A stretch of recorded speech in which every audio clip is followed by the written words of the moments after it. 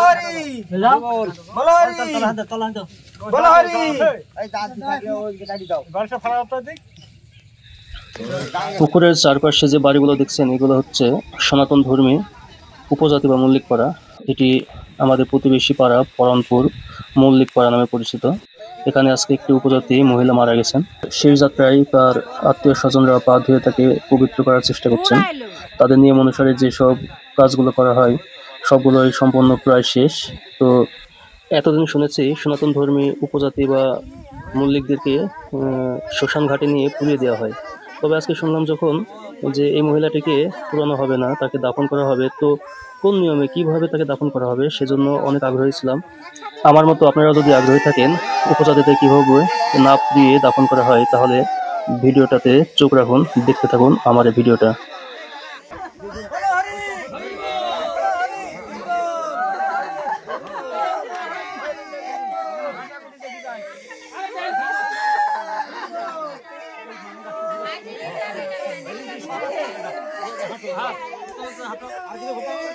সনাতন ধর্মী উপজাতিকে কিভাবে না পুড়িয়ে দাফন করা হয় সেজন্য দেখতে চলে আসলাম বাগা থানাধীন মিরগঞ্জ বিজবি ক্যাম্পের নিচে পদ্মা নদীর চরে।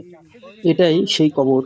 সনাতন ধর্মী মানুষদেরকে শেষ যাত্রায় চিতায় যেমন মুখাগ্নি করা হয় ঠিক সেভাবে তার সন্তান তার মায়ের মুখাগ্নি করছেন।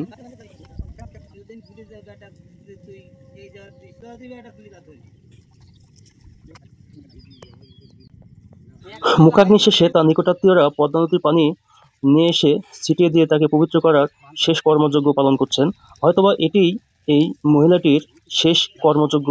এখান থেকেই তাকে দাফন করা হবে এই সমাধিতে। শেষ পর্যন্ত দেখতে থাকুন আপনারা।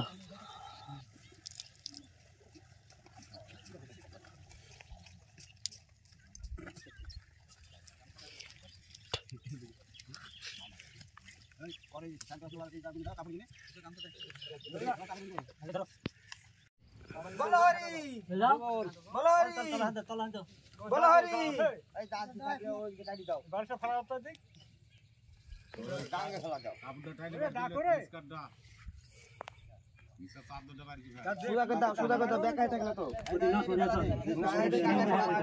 চাদর কি খুলবে কেন চল থাকি দেখ তোরে হাত তালু ফেলা দিয়া দাও তোরে থাকি ছুটি দেন থাক তোরে থাকলে সমস্যা কি ঠিক আছে না ধরো ধরো হয়নি এ দেখি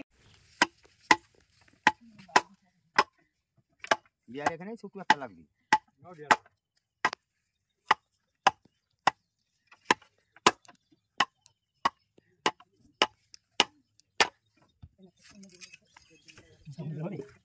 খুব ঘুমে শুনতে একটু পাতা করে দিলে আবার কি হবে? হ্যাঁ ঘুমাইতে ঘুমা দিলে মাটি বুক তখন না মারলে হবে।